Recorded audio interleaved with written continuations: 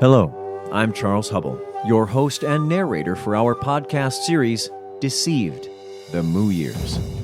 Deceived, the Moo Years is the true story of one young man's compelling, at times terrifying, former involvement with the martial arts cult Chung Moo Kwan. The following story you are about to hear is true. It took place between 1980 and 1996. Most of the names have been changed. There are other versions of the story.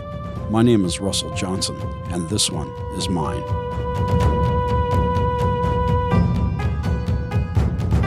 Deceived, the Moo Years, Episode 9. Make him feel pain. While assisting head instructor Keith Brown at School A, Russell was called into the office. Keith wanted Russell to get in on a lower belt assistant, make him feel pain.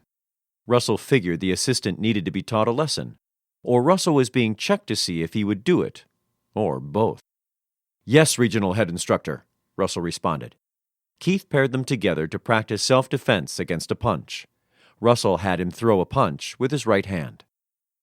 As the lower belt punched, Russell stepped forward with his right foot, blocking the punch with his right forearm. Russell turned and back-kicked him as hard as he could in the stomach, sending him to the ground, knocking the wind out of him. Russell remembers the confused and hurt look in the student's eyes as he lay on the ground. Afterward, Russell felt much like Bobby in The Karate Kid, when his Cobra Kai instructor ordered him to put Daniel out of commission. Russell would look back on this and question the kind of person he was becoming. A lot of the things that I was experiencing seemed to come right out of a bad kung fu movie.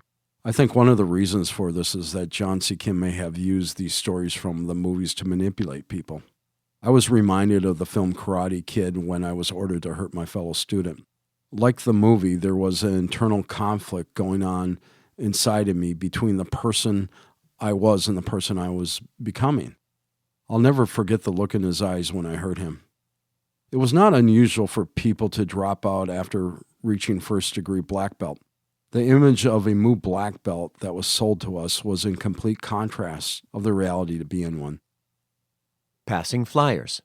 Assistants regularly passed out big white Chung Moo Kwan flyers. The flyer contained information about the school and stated there were schools in California, Illinois, Hawaii, Minnesota, Canada, Australia, Guam, Seoul, Busan, Hong Kong, and Tokyo. It featured impressive pictures of Master Kim and instructors demonstrating Chung Moo Kwan martial arts. The white Chung Moo Kwan flyer bore impressive pictures of Moo instructors demonstrating forms and movements. Looking at the pictures, you got the sense of how many instructors the school had. Rows of instructors lined up with weapons in their white uniforms with black stripes all over them. I was impressed just looking at it, and I think that someone seeing it in a window of a business would find it impressive too. The photos were staged, and injuries would occur during the taking of them. The one thing that the flyer is evidence of the fraud that Chung Moo Kwan is an international school. The flyer had the countries of all the fictional Moo schools that did not exist. As a student, the location printed on the flyer validified their existence. The first time Russell remembered passing out flyers was when he was in high school, and Aiden gave him free lessons for bringing his grades up to straight A's. Before he left school one day, Russell asked if there was anything he could do for the school. Aiden told him to take a handful of flyers and pass them out to a few commercial businesses. As an assistant, Russell sometimes went out alone, other times in a group. They kept a journal of where they taped the flyers in business windows, along with another document called the Blue Literature. The Blue Literature was a trifold brochure with a picture of Master Kim performing a flying sidekick. The back page listed the locations of all the schools in Minnesota and other countries, giving outsiders the impression that Chung Moo Kwan had an international following. The back page offered one free private lesson. The Blue Literature was referred to by some as the Chung Moo Kwan Bible. Inside were 3 pages of writing about Chung Moo Kwan, its history, and benefits of training. When Russell distributed flyers and the Blue Literature, several things would happen. First, he became an advocate for the school, a person who publicly supports and recommends the training. Becoming an advocate for the school strengthened Russell's own belief in Master Kim and his teachings. I look at my time as the most valuable thing that I have, and these days I am more careful about who I give it to. The time that I spent on the streets pounding the pavement for the moo can never be returned to me. There is an anger among many of us for the lost time that had been stolen from us, with the hidden agenda of a false prophet. Secondly, the offer of a free lesson got people into the school. It was not uncommon to have someone call or come in after they received it.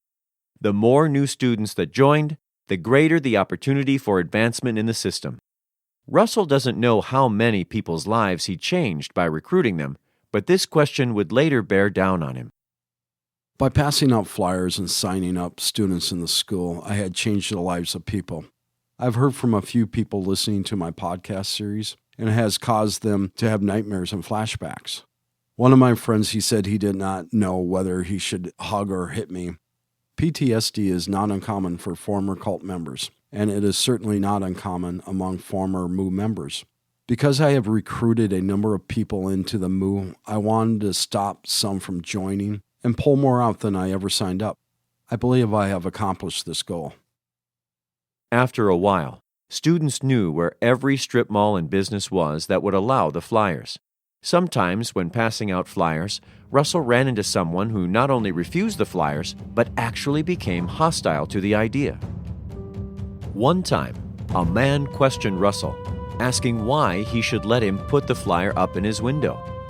Russell told him that because of his training, he was no longer smoking pot and had graduated high school. Russell was the poster child for the school. The man liked this answer and cleared a spot on his window for the poster. A few months later, Russell returned to this shop. This time, the man was furious with Russell. The man had given his friend the blue literature, and his friend had gone down to the Lake Street School for a free lesson, only to get badly assaulted by the instructor. The Lake Street School was the flagship school of Minnesota, and it was not in the best neighborhood. As an assistant instructor, you had to be prepared for people to come in from off the street and challenge the instructor. Being paired with Keith, I was prepared to respond to his command. If he told me to get in on someone and make them feel pain, I did. I found that people changed once you did get in on them. They became more docile and willing to accept my direction. It worked on me with Aiden, and it worked on people coming in for free lessons. For all I know, I was the one that assaulted the shop owner's friend. The shop owner told Russell that he was so angry, he wanted to get his gun and shoot the instructor.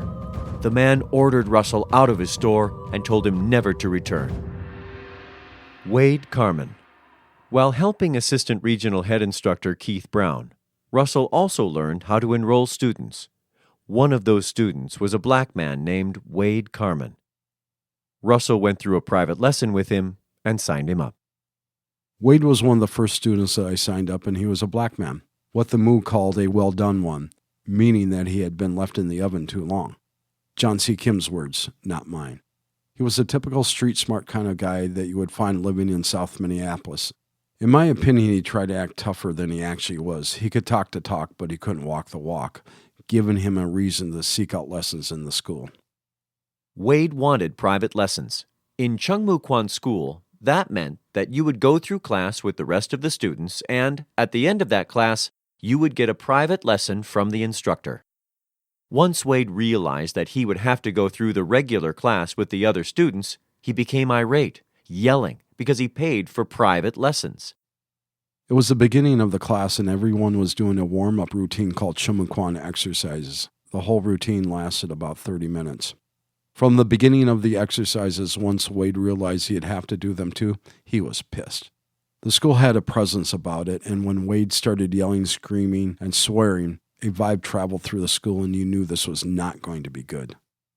Assistant Regional Head Instructor Keith Brown called him into the office, tried to give him an attitude adjustment, but Wade would have no part of it. Wade started cussing out loud. Russell and another assistant, Morgan Thomas, were called to the office. Morgan was big, 6'3", 275 pounds. They were told to get Wade's clothes and escort him out the door. Normally when someone is called into the office, the instructor is in a position of power and would be intimidating. But Wade yelled back louder. He was having no part of Keith's attitude adjustment. I think that the students in the class were in complete shock as to what was happening. Wade wouldn't be told what to do. First, he refused to point out his clothes, then his shoes, and finally, he refused to leave. Keith said to get him out the door, so Morgan and Russell grabbed him by the arms. Wade dropped to the floor, claiming they broke his leg. Neither Morgan nor Russell touched his leg. At that point, it was clear he was faking. As soon as we reached to grab Wade by the arms, he jumped to the floor. Part of me wondered if he had something like this planned the whole time so he could sue school. He started screaming that Mike and I broke his leg. The students were on the other side of the wall and they could hear every word. It must have sounded horrific. Keith gave Wade 3 seconds to leave. Keith counted. Then, in one movement, grabbed Wade by the throat and hair, kicked open the door, and threw Wade out on the sidewalk on busy Lake Street. Wade crawled in his uniform, crying, begging for someone to help him. Morgan and Russell were called into the office. They were told to say that they handed him his clothes and watched Wade walk out the door. A group of people gathered around Wade, and an ambulance was called. Wade on the sidewalk caused a group of spectators to surround him. Knowing that nothing had happened to his leg, he was putting on a show, and I believe he had dollar signs in his mind. When they told the police that they handed Wade his clothes and watched him walk out the door, the police did not question it. There were 3 instructors stating that no one touched him, and a whole class full of students who would not dare to say a word otherwise. Being told to lie to the police, I did not object or even question. I just said, "Yes, instructor." The MOO believed that they held a higher truth from a higher power, Master Kim. Morgan, on the other hand, did have an issue with it. He felt the truth should be told. The next day, Morgan quit over the incident. Russell looked at it as another chance to show his loyalty to the school. Wade Carman filed a lawsuit, suing the school for $70, the cost of his lesson. Regional head instructor Paul Raines called Russell in, informed him of the lawsuit, handed him a note on a yellow notepad. It said that Russell handed Wade his clothes and watched him walk out the door. This was the Chung Moo Kwan system called true, right, and correct. True, right, and correct. The end justifies the means is also a common theme in most destructive cults. A good outcome excuses any wrongs committed to attain it. You can use bad or deceptive tactics as long as it results in getting the student to sign up for higher-priced courses. Paul's explanation? Although it may be true that Wade did not walk out the door on his own, he was lying about being hurt, and that was not right. In this case, the correct thing to do was to protect the school. Many of the experiences I had in the school, I would later come to believe happened for a reason, a lesson to be understood later on. The MOO could have refunded Wade's money and been done with it, but that was not the MOO way. The situation had to be handled, and Wade could not win. This would not be the first time the MOO would be sued by a student, and the case records show a series of denials in those cases. From the Wade Carman case, I would experience what the MOO would do in court. To fight a MOO, it takes one to know one.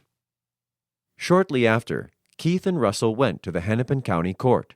They got into the elevator, and in stepped Wade. They said nothing to him, but could feel his fear as he stood next to them. The one thing I'll say about Wade is he fought back, and that was something that many people feared to do against the MOO.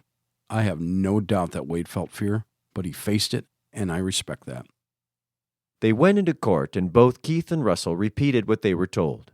Wade had no witnesses, and the case, for $70, was dismissed.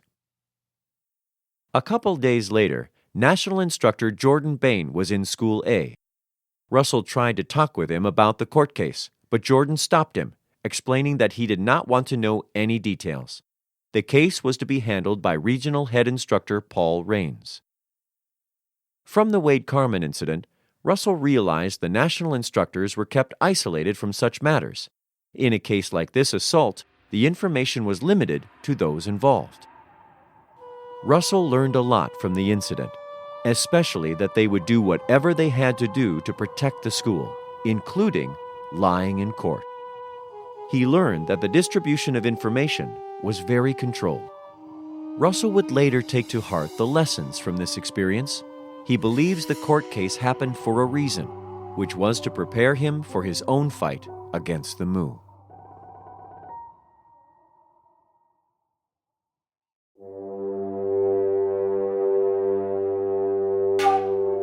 Next week on Deceive the Mu Years, Episode 10, Schools Expand in Minnesota.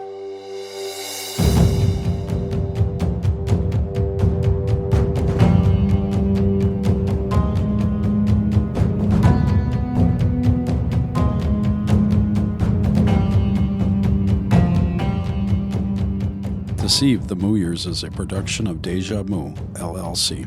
Recorded and produced by Alive and Social Podcast Network. Russell Johnson, producer and writer. Charles Hubble, host and narrator. David Bruskin, editor. Russ Meyer, co-writer and editor. Aaron Troe, sound producer. Brian Price, audio editor. Wyatt Sarber, recording engineer and editor. Woon Tae Ryu is our advisor in South Korea. Authentic is our advertising representative. Deceive the Mu Years is represented by Young Entertainment Law. This is Russell Johnson, and speaking for the cast and crew of Deceive Podcasts, we would like to wish everyone a safe and happy New Year. Thank you.